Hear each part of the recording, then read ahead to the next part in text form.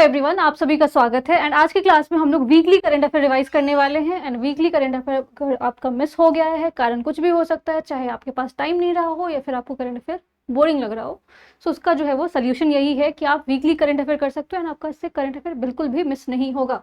But आज जो है वो क्या की चीज़ है कि आपको 4 मई से लेके 10 मई के बीच में जितने भी करंट अफेयर हुए हैं एंड जो भी करंट आपका मिस हो गया उन सारी चीज़ों को देखने वाले हैं। सवाल दूसरा है कि सोर्सेज क्या है। ठीक है, हर बार यही बात होता है कि करंट अफेयर हम कहाँ से पढ़े। सो ये PIB, ठीक है, इससे अच्छा या इससे ऑथेंटिक सोर्स आपके लिए कुछ भी नहीं है। यहीं से क्वेश्चन भी बन के जाते हैं एग्जाम में। इवन आपका UPSC का जो क्वेश्चन आता है वो भी यहीं से बनता है ना। इसके अलावा अगर देखा जाए तो इसको कौन कौन प्रेफर कर सकता है। अगर किसी भी वनडे एग्जाम के लिए आप तैयारी कर रहे हो तो भी आप देख सकते हो पूरे वीडियो को। एंड अगर आप UPSC के लिए कर रहे हो तो भी देख सकते हो, क्योंकि इसमें ऐसा कि हम लोग बस करंट अफेयर नहीं पढ़ते, करंट अफेयर के अलावा जो हम लोग क्या करते हैं, स्टैटिक रिवाइज करते हैं, स्टैटिक के साथ साथ और रिवीजन भी करते हैं जो कि ऑलरेडी हमने पढ़ रखा है। सो विदाउट वेस्टिंग टाइम, दूसरा चीज़ है कि वीकली करंट अफेयर के साथ वीकली मोटिवेशन भी होता है, क्योंकि बहुत ज़रूरी है। इसलिए क्योंकि आप पूरे वीक पढ़ते हो, थोड़ा सा तो रिचार्ज होना बनता है। सो रिचार्ज होने के लिए हम लोग क्या करते हैं, मोटिवेशन पे बात करते हैं। सो आज का मोटिवेशन क्या है? आज का मोटिवेशन है आपको 1 tree can produce 1 lakh match stick but 1 match can run burn, ठीक है, 1 लाख ट्रीज। सो ये थॉट से रिलेटेड है, आपकी सोच से रिलेटेड है। आप अपना सोच कैसा रखते हो, मोरल यही है इसमें कि अगर आपका पॉजिटिव सोच है तो आप किसी भी सिचुएशन से बाहर निकल सकते हो। बट अगर आप बहुत ही निगेटिवली सोचते हो, बहुत अगर आप चीज़ों में ऐसे तो ओवर थिंकिंग वाली आदत है, तो फिर आपके लिए क्या हो सकता है, वो खतरनाक साबित हो सकता है। ठीक है, सो सोच अगर आपको पॉजिटिव है, ये इसलिए ज़्यादा ज़रूरी है जानना क्योंकि अगर आप स्टूडेंट लाइफ में हो तो ये बहुत ही एकदम नॉर्मल चीज़ें होती है, सबके साथ होता है कि आपको हर एक दिन ऐसा लगता होगा कि गिव अप कर देना चाहिए, छोड़ देना चाहिए। बट अगर आपके अंदर होप है एंड आपके अंदर पेशेंस है, टॉलरेंस है, तो आप आगे बढ़ सकते हो। आई होप आप लोग मोटिवेट हो चुके होंगे। सो क्वेश्चन फटाफट देखते जा रहे हैं क्योंकि हम लोग ज़्यादा बिल्कुल भी बकवास नहीं करने वाले, क्वेश्चन करने वाले फटाफट। ठीक है, सो फर्स्ट क्वेश्चन आपका, निम्न में से किस स्थान पर जो है भारत का पहला राज्य द्वारा संचालित अंतरिक्ष प्रौद्योगिकी उत्कृष्ट केंद्र शुरू किया गया है? So at which of the following location has India's first state run centric excellence space technology launched? तो ये कहाँ पे लॉन्च किया गया? बेंगलुरु, ठीक है, कर्नाटका में इसको लॉन्च किया गया है। बट इससे जो ज़रूरी चीज़ है वो भी आपको पता होना चाहिए। एक तो यही कि ये चीज़ें क्या है, इंडिया का पहला है एंड पहला स्टेट बन गया। किस चीज़ को इनिशिएटिव लिया इसने? स्पेस को लिया। ठीक है, अब ये स्पेस जो है कौन सा जो है एजेंसी है जो कि यहाँ पे काम करेगा कर्नाटका में? ठीक है, COE करके नाम है। अब ये एग्जाम में नहीं पूछा जाएगा बट बता रही हूँ मैं, 1 मई से ये सारी चीज़ें स्टार्ट हुई है आपको। बट अब स्पेस अगर आ गया है तो स्पेस के रिलेटेड जो आपको जो भी इससे स्टैटिक रिलेटेड है फटाफट उसके बारे में भी देख लेते हैं। अगर father of space in India पूछा जाए तो आंसर क्या हो जाएगा आपको? विक्रम साराभाई। ठीक है, Vikram Sarabhai father of space in India बोला जाता है इनको। And space day, national space day अगर पूछा जाए तो ये कब होता है? 23 अगस्त को हर साल मनाया जाता है। क्या ऐसा हुआ था 23 अगस्त को? ठीक है, चंद्रयान 3rd मिशन लॉन्च हुआ था इसी दिन और इसीलिए 23 को हम लोग क्या करते हैं, हर साल स्पेस डे मनाते हैं। आंसर क्या हो जाएगा आपका? बेंगलुरु। क्वेश्चन समझ में आ गया होगा, इसका स्टैटिक भी समझ में आ गया होगा। नाउ नेक्स्ट क्वेश्चन देखते हैं।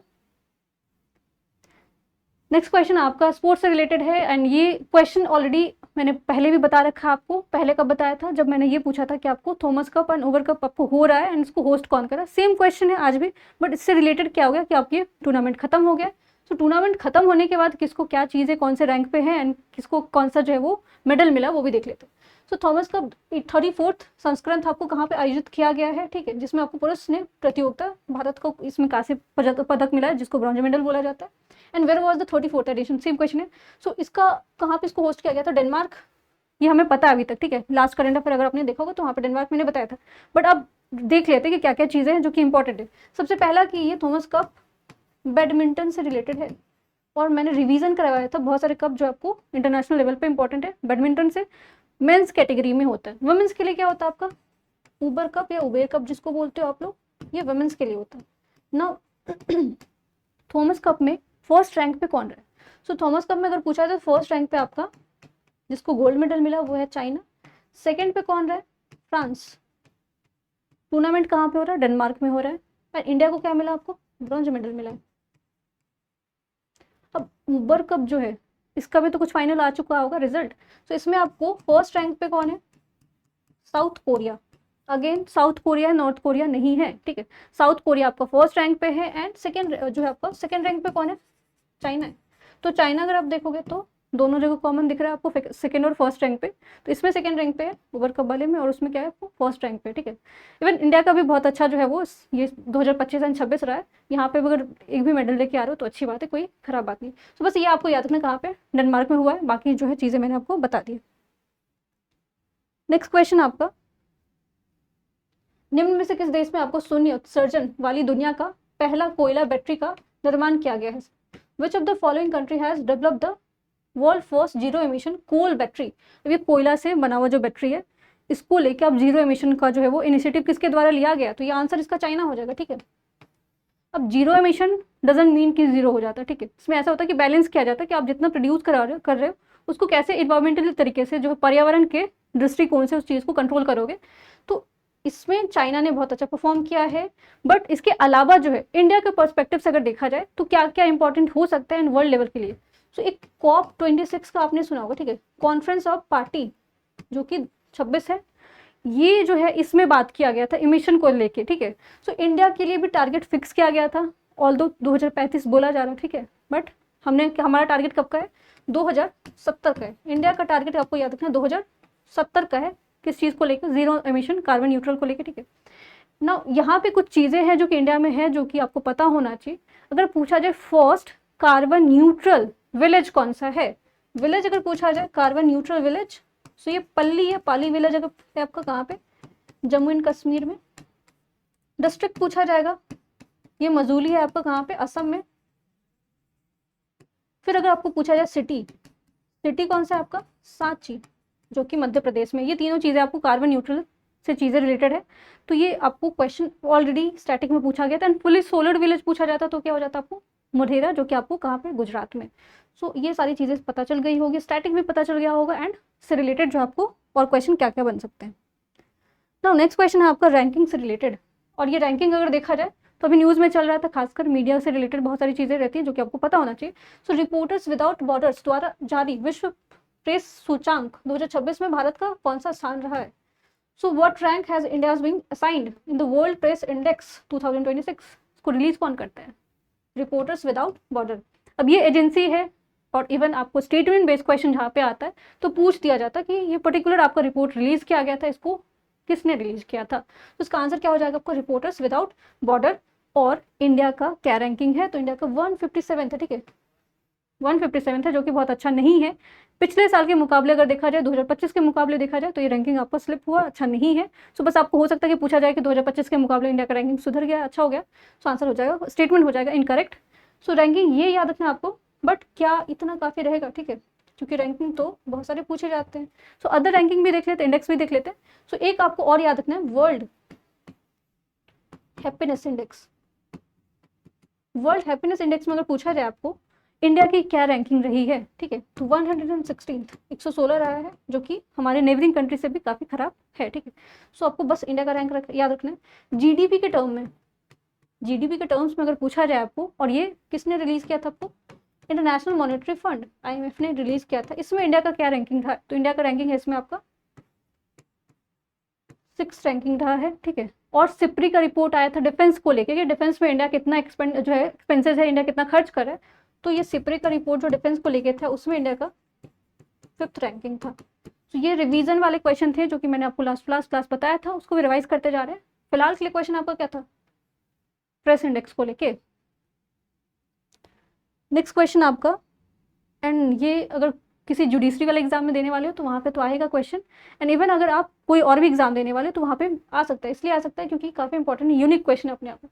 तो निम्न में से किस भारत का पहला जो है पेपरलेस न्यायपालिका राज्य घोषित किया गया है? So which of the following has been declare as the India's first paperless judiciary state?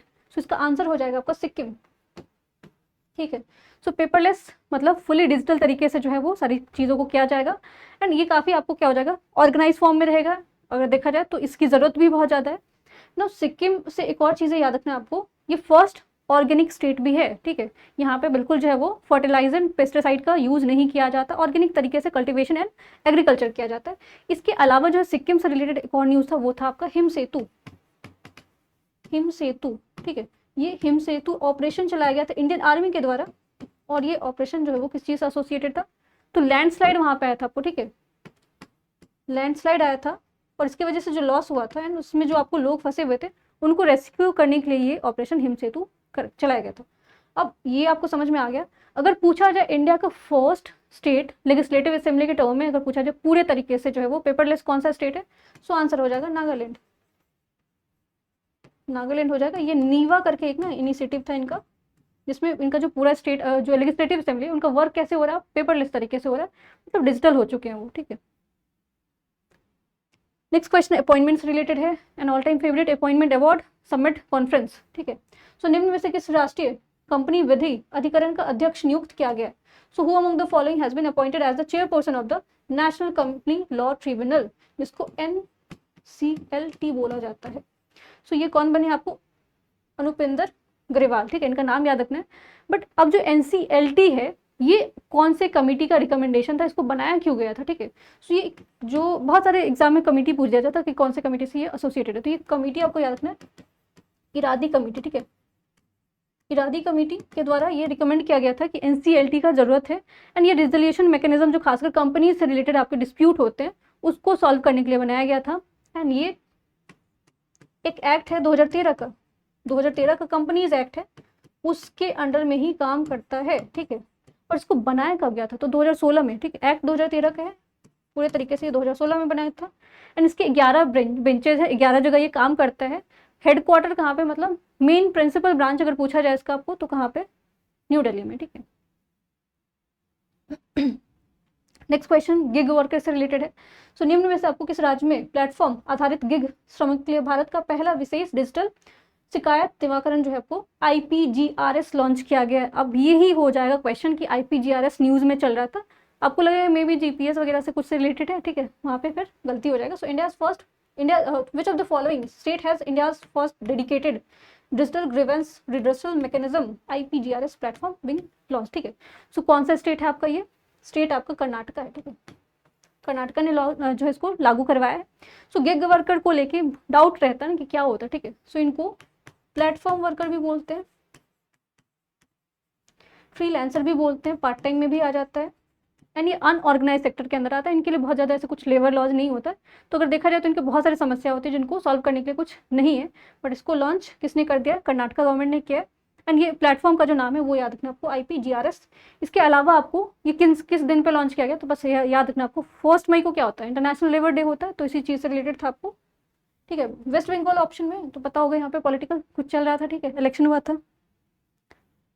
Next question भी आपका साइंस एंड टेक से रिलेटेड है, एनवायरमेंट से भी है ये। सो निम्न में से किस राज्य में भारत का पहला ग्रीन मेथनॉल प्लांट स्थापित किया गया? So in which of the following state has India's first green methanol plant been established? तो ये कहाँ पे बनाया गया? गुजरात में, ठीक है। नाउ मेथनॉल से रिलेटेड है, अगर आपने साइंस एंड टेक पढ़ा होगा, केमिस्ट्री तो थोड़ा बहुत पढ़ा ही होगा, ठीक है। सो मेथनॉल का आपका केमिकल फॉर्मूला क्या होता है? ढूंढ के बताना, मेथनॉल का केमिकल फॉर्मूला क्या होता है ना। यहाँ पे मेथनॉल से रिलेटेड एक और चीज़ याद रखना आपको, उसको वुड अल्कोहल भी बोला जाता है, ठीक है। एंड बहुत सारे लोगों के बारे में आप सुनते होंगे कि जो शराब पीने से उनकी मृत्यु हो गई, वो कौन सा सब जो ये कंज्यूम कर लेते हैं, ये मेथनॉल ही करते हैं, ठीक है। इस वजह से इनकी ना यहाँ पे गुजरात याद रखना है। गुजरात से रिलेटेड एक और चीज़ है, वो है आपका सनद, ठीक है। यहाँ पे आपको सेमीकंडक्टर प्लांट लगाया गया था, ठीक है, तो इस वजह से भी न्यूज़ में था। कांडला जो है आपका पोर्ट है यहाँ पे, तो इस वजह से भी न्यूज़ में था। बहुत सारी चीज़ें इसमें। तो बिहार से एक चीज़ और याद रखना, आप यहाँ पे भी इलेक्शन आपको हुआ था एंड इलेक्शन का पावर अभी जो रिसफलिंग हुआ आपको पूरे कैबिनेट का, उसमें आपको याद रखना कि यहाँ पे CM आप चेंज हो चुके हैं, अभी कौन है? सम्राट चौधरी है। मध्य प्रदेश से आपको याद रखना यहाँ पे फर्स्ट स्टेट बना है रोलिंग बजट पेश करने वाला, ठीक है। तो ये सारी चीज़ें हैं जो कि आपको पता होना चाहिए। नेक्स्ट क्वेश्चन मिलिट्री एक्सरसाइज से है, ठीक है। And all time favourite military exercise, बहुत सारे क्वेश्चन आते हैं। सो हाल ही में आपको सिनबैक्स 2 द्विपक्षीय युद्ध अभ्यास भारत और किस देश के बीच में किया गया? So between India and the which country has been SIMBEX 2 bilateral military exercise है, किसके बीच में? अब एकदम कॉमन सेंस वाली बात है ना, सिनबैक्स सी, ठीक है। अब ऑप्शन में क्या दिख रहा है आपको? कंबोडिया, ठीक है। सो आंसर हो जाएगा कंबोडिया, और कंबोडिया में ही ये हो रहे हैं। एंड पार्टिसिपेशन अगर देखा जाए तो आपको 280 के आसपास जो है सोल्जर्स इसमें पार्टिसिपेट उन्होंने किया है। अब ऑप्शन जो दिख रहा है उसको भी हम लोग फटाफट देखते जा रहे हैं, इससे आपको क्या क्या एसोसिएटेड है। जापान से पूछा जाए तो धर्म गार्जियन, ठीक है, ये मिलिट्री एक्सरसाइज होता है इंडिया और जापान के बीच में। इंडिया और फ्रांस के बीच में आपको शक्ति होता है, जिसमें आपको वायु शक्ति और वरुण शक्ति, ये दोनों याद रखें। अब मालदीव से एक और जो मतलब मिलिट्री एक्सरसाइज है, ये मैंने करंट अफेयर में आपको पढ़ाया था, इवन आपको दिसंबर में 2025 में आपको ये कंडक्ट कराया गया था। ये आप लोग फाइंड आउट करके बताना, ठीक है, इंडिया और मालदीव के बीच में कौन सा मिलिट्री एक्सरसाइज होता है। नेक्स्ट क्वेश्चन डेज से रिलेटेड है, ठीक है। निम्न में से किस दिन जो है आपको विश्व अस्थमा दिवस 2026 मनाया गया? So on which day was world asthma day 2026 observe? तो ये 5 तारीख को मनाया गया, ठीक है। अब कुछ फटाफट डेज फटाफट याद कर लेते हैं, मतलब जनवरी से लेके आपको कब तक का, मई तक का, एंड सारे डेज नहीं, जो इंपॉर्टेंट वही देख लेते हैं, ठीक है। सेकेंड को आपको क्या होता है, सेकेंड फेब को वेटलैंड डे। वेटलैंड अगर पता हो तो वेटलैंड लिस्ट जो है अपडेट हो गया, इसमें ज़्यादा वेटलैंड आपको ऐड हुआ है, 2-3 जो है वो क्या कहाँ कहाँ से ऐड हुए, कुछ पता हो तो बताना। इसके अलावा अगर है 8th को याद रखना आपको, 8 मार्च को इंटरनेशनल वुमेंस डे। और अगर पूछा जाए नेशनल, इंटरनेशनल सबको याद रहता है, नेशनल आपको याद रखना 13 फेब को होता है, ठीक है। नाउ 22 को मार्च को आपको क्या रहता है, वर्ल्ड वाटर डे। 22 अप्रैल को क्या होता है, जस्ट अगर पता हो, लास्ट क्लास में मैंने बताया था, नहीं पता है तो एक बार जाके वहां से रिवाइज करके आए, चीज़ें थोड़ा रिवाइज करना जरूरी होता है। 1 मई को आपको इंटरनेशनल लेबर डे होता है, ठीक है। तो फटाफट हो गया रिविजन। तो नेक्स्ट क्वेश्चन देखते हैं, ये भी स्पोर्ट्स सेक्शन से रिलेटेड है आपका। सो निम्न में से आपको किसने मैड्रिड ओपन 2026 में महिला सिंगल का खिताब जीता है? So who won the women singles title at 2026 Madrid open, ठीक है। सो इसमें कौन है आपको, तो मार्टा कोस्टुकू, ये नाम याद रखना है। ये आपको वुमेन सिंगल में, मेन सिंगल भी पूछा जा सकता है, ठीक है, ऐसा कुछ नहीं है कि नहीं पूछा जाएगा, मेन सिंगल में पूछा जाए तो आंसर याद रखना आपको जेनिक सिनर, ठीक है, जेनिक सिनर। अच्छा, ऑस्ट्रेलियन ओपन में कौन था, ठीक है, कार्लस था, जेनिक सिनर कौन था, चेक करके बताना एक बार। नेक्स्ट क्वेश्चन आपका, ये इंपॉर्टेंट है, ये बहुत बहुत इंपॉर्टेंट है, क्योंकि ऐसा है कि इसमें कंफ्यूजन बहुत ज़्यादा हो जाएगा आपको। सो निम्न में से कौन सा भारत का पहला मोती पालन क्लस्टर बनाया गया? So which of the following has been become the India's first pearl farming cluster? अब ऐसा लगेगा कि ये मे बी आपको जो भी होगा इसका आंसर कोस्टल एरिया ही होना चाहिए, ठीक है, तटीय क्षेत्र वाला एरिया होना चाहिए, जहाँ पे आपको पानी वानी बहुत अच्छे से हो, बट ये एकदम लैंडलॉक एरिया है, कहाँ पे, हजारीबाग, ठीक है, हजारीबाग मतलब झारखंड, ठीक है, झारखंड में आपको पर्ल फार्मिंग किया गया है। अब सिटी ऑफ पर्ल सिटी पूछा जाए तो आंसर क्या हो जाएगा, हैदराबाद। इसके अलावा कोराइकई का नाम आप लोगों ने हिस्ट्री में सुना होगा, ये भी पर्ल के लिए जाना जाता था एंशियंट टाइम पे, जो आपको पांड्यन, ठीक है, पांड्यन डायनेस्टी हुआ करती थी, जिसको इस पूरे सेंटर को यूज करती थी किस चीज़ के लिए, पर्ल कल्टीवेशन के लिए, यहाँ पे भी पर्ल फार्मिंग होता था। सो अभी के लिए याद रखना आपको हजारीबाग, यहाँ पे पर्ल कल्टीवेशन किया जाएगा झारखंड में। नेक्स्ट क्वेश्चन आपका अवार्ड से रिलेटेड है। सो जो सुपर्णा शर्मा है, अब तो ये भी नाम याद रखना आपको, इनको भी मिला है। सुपर्णा शर्मा अन्य किस भारतीय पत्रकार को पुलित्जर पुरस्कार 2026 से, ये जर्नलिज्म से रिलेटेड है, ठीक है, आंसर इसका हो जाएगा आर.के. आनंद।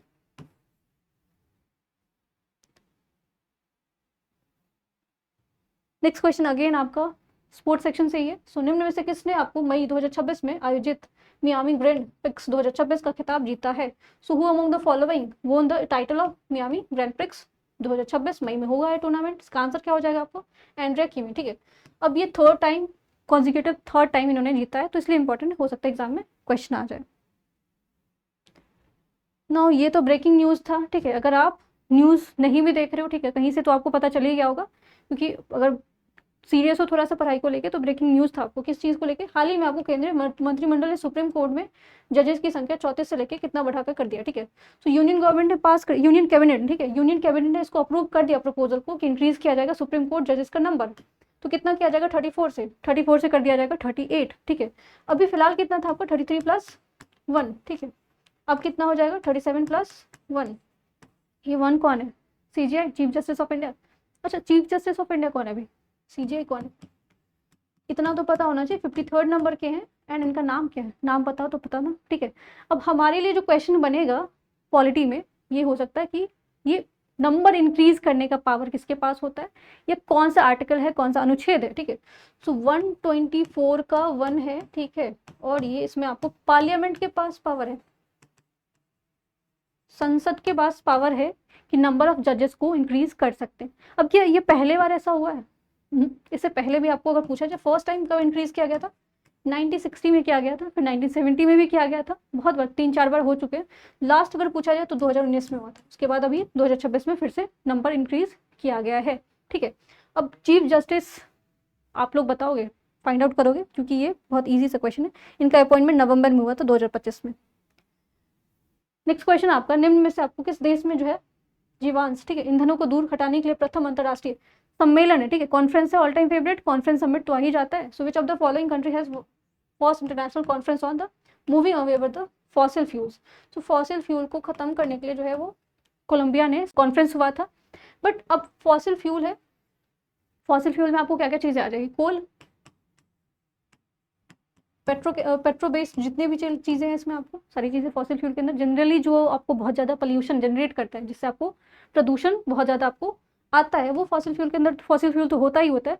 बट जो इससे फॉसिल फ्यूल से रिलेटेड है, जो कि आपको पता होना चाहिए, जो अभी जो जस्ट मैंने आपको COP26 के बारे में बताया था, ठीक है, COP26, ये फॉसिल फ्यूल को लेके कम करने के लिए उन्होंने इनिशिएटिव लिया था। इंडिया का क्या इसमें है, इंडिया 500 गीगावाट एनर्जी जनरेट करेगा, और वो कौन सा एनर्जी होगा, रिन्यूएबल होगा, ठीक है, मतलब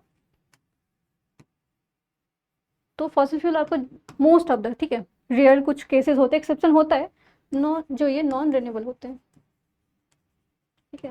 रिन्यूएबल में कौन सा आ जाएगा, solar, hydro, wind. Next question आपका स्टील प्रोडक्शन को लेके है। सो निम्न में से किस देश ने आपको वर्ल्ड स्टील एसोसिएशन जो रिलीज करता है डेटा, उसमें सेकंड रैंक पे, फर्स्ट नहीं पूछा था, सेकंड रैंक पे कौन सा देश रहा है, तो सेकंड पे आपका इंडिया है, तो फर्स्ट भी तो इंपॉर्टेंट हो जाता है। फर्स्ट पे कौन है, चाइना, ठीक है, फर्स्ट पे चाइना है एंड सेकंड पे इंडिया है। स्कीम बेस्ड क्वेश्चन है एंड ये स्टेट से रिलेटेड है। सो निम्न में से किस जो है आपको राज्य सरकार ने सरकारी स्कूल के छात्राओं के लिए या छात्रों के लिए जो है रागी जावा कार्यक्रम को 2029 तक बढ़ा दिया है। So which of the following state government has extended the Ragi Java programme. तो ये 2029 एक्सटेंड किया गया, ऐसा नहीं कि प्रोग्राम लॉन्च किया गया, ये ऑलरेडी था, इसको एक्सटेंड कर दिया गया। तो किसने किया, ये आंध्र प्रदेश ने किया, ठीक है। तो आंध्र प्रदेश 2-3 वजह चीज़ों से और न्यूज़ में चल रहा था, वो भी रिवाइज कर ले फटाफट। सो प्रोजेक्ट आपका हनुमान, प्रोजेक्ट हनुमान। इसके अलावा फर्स्ट फीमेल जज जो है high court, Andhra Pradesh high court जो है आपको उसमें अपॉइंटमेंट हुआ, इनका नाम क्या था, लीसा गिल। तो ये नाम याद रखना, ठीक है।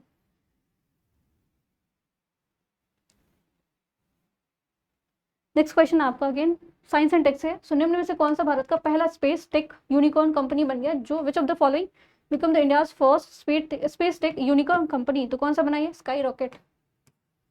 प्राइवेट जो है वो कंपनीज इन कर रही है किस चीज़ में, अब स्पेस में, ठीक है। ये क्वेश्चन स्टैटिक का भी है, बट थोड़ा बहुत करंट अफेयर में था, इसलिए मैं रिवाइज करवा रही हूँ कि आपको 18th नंबर का रेलवे जोन पूछा जाए ना, ठीक है। सो भारतीय रेलवे का 18वां जो आपको रेलवे जोन बना दक्षिण तट पे है, इसका मुख्यालय कहाँ पे, इसका हेडक्वार्टर कहाँ पे, तो इसका हेडक्वार्टर आपका विशाखापट्टनम में। बाकी भी हेडक्वार्टर यहाँ पे सारे लिखे हुए हैं, तो एक साथ क्या कर लोगे, रिवाइज कर लोगे तो एग्जाम में अगर क्वेश्चन आते हैं तो क्वेश्चन आपका मिस नहीं होगा, ठीक है। ये साइंस एंड टेक का क्वेश्चन है कि निम्न में से आपको इस राज्य का रक्षा अनुसंधान जो जिसको विकास संगठन DRDO बोला जाता है, और भारतीय वायुसेना ने आपको तारा नामक भारत की पहली स्वदेशी, एंड अगेन पहली है, फर्स्ट है तो इसलिए बहुत इंपॉर्टेंट है, फर्स्ट स्वदेशी ग्लाइड हथियार प्रणाली का जो है वो उड़ान परीक्षण किया है। So from which of the following state did research, ठीक है। DRDO ने जो है वो इंडियन एयर फोर्स के द्वारा दोनों मिल के करें, इंडिजीनियस है, कहाँ से इसको लॉन्च किया गया है, तो आंसर क्या हो जाएगा, उड़ीसा हो जाएगा, ठीक है। उड़ीसा में कहाँ से, चांदीपुर आपका है, ठीक है, ये याद रखना है ना। DRDO आया है, तारा तो नाम पक्का पक्का याद रखना, मे भी पूछ दिया जाएगा तारा आपका एस्टेरॉइड था, या फिर आपको ऐसे कोई स्टार डिस्कवर किया गया, ऐसे कुछ पूछा जा सकता है, तारा न्यूज़ में था, ये क्या है आपको एग्जैक्टली, ठीक है। अब DRDO के बारे में भी तो थोड़ा पता होना चाहिए, ठीक है। DRDO आपको बना था कब, 1958 में। हेडक्वार्टर कहाँ पे इसका, न्यू दिल्ली में। चेयरपर्सन कौन है, चेयरपर्सन बहुत इंपॉर्टेंट है। सो जस्ट वेट, चेयरपर्सन इनके समीर वी कामत। अच्छा, इसरो के चेयरपर्सन कौन है। नेक्स्ट क्वेश्चन आपका बिग कैट अलायंस को लेके है, एंड ये बहुत इंपॉर्टेंट इसलिए इंपॉर्टेंट है क्योंकि ये इंडिया में हो रहा है, और इंडिया में अगर हो रहा है तो आपको क्वेश्चन तो देखने के लिए मिलेगा किसी एग्जाम में। निम्न में से आपको किस स्थान पर पहला अंतर्राष्ट्रीय बिग कैट अलायंस शिखर सम्मेलन 2026 का आयोजन किया गया, at which of the following location will the India's first या world first international big cat alliance. अब बिग कैट 7 बिग कैट आते हैं, वो भी देख लेते हैं। समिट तो कहाँ पे हो रहा है, ये तो न्यू दिल्ली में हो रहा है, ठीक है। ये बिग कैट अलायंस जो है, ठीक है, ये कब लॉन्च किया गया था? ये 2023 में आया था, ठीक है, 2023। अब 2023 को ये क्यों चूज किया गया? सो 2023 में आपको प्रोजेक्ट टाइगर जो था, जो कि 1973 में आया था, इसका 50 ईयर हुआ था, 50 साल हो गया था। तो इसलिए इन्होंने एक इनिशिएटिव लिया जिसमें इन्होंने टाइगर को ही नहीं, इवन जो आपको अदर कैट स्पीसीज जो आते हैं उसको प्रिजर्व करने के बारे में बात किया गया। इसमें 7 आपको बिग कैट होते हैं, नाम याद रखना आपको, tiger, lion, Puma, Jaguar, leopard, snow leopard. ये नाम आपको 7 के 7 पता होना चाहिए। एंड इसमें से आपको 2 प्यूमा एंड चीता मिस हो गया, ठीक है, चीता भी है इसमें। तो चीता तो एक्सटेंड हो गया था इंडिया में, वापस इसको री इंट्रोड्यूस किया गया था कहाँ पे? कूनो नेशनल पार्क, मध्य प्रदेश में। IOC, ठीक है, ये बहुत इंपॉर्टेंट इसलिए है क्योंकि बहुत सारे लंबे समय से सारी चीज़ों पे जो है वो चर्चा चल रहा है। अंतर्राष्ट्रीय ओलंपिक समिति ने हाल ही में किस देश को जो है वो एथलीट और टीम पर लगे प्रतिबंध को हटा दिया, जो बैन किया गया था उसको हटा दिया गया। तो कौन से कंट्री पे से हटाया गया? तो ये आपको बेलारूस पे से हटाया गया, ठीक है।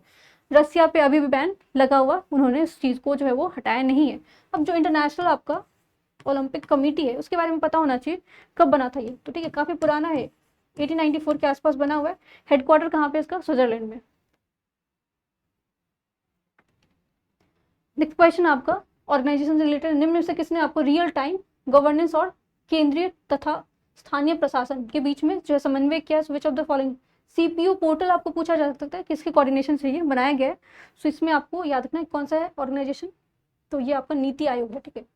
और नीति आयोग से तो बहुत सारी चीज़ें हैं आपको, इसके जो है वाइस चेयरपर्सन तो आपको PM होते हैं, वाइस चेयरपर्सन आपको कौन बन गया? जस्ट लास्ट क्लास में बताया था। चीफ एग्जीक्यूटिव ऑफिसर मैं रिवाइज करवा रही हूँ, निधि चिब्बर है। एंड बना कब था नीति आयोग?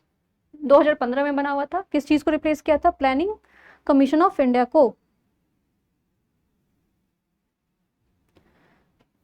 ये आपका स्कूल बच्चों के लिए जो है विकलांग, ठीक है, जो कि आपको डिसेबल बच्चे होते हैं उनके लिए जो है शुरुआत किया गया प्रशस्ति, ठीक है, 2.0। अभी किसका इनिशिएटिव है? तो NCERT का है।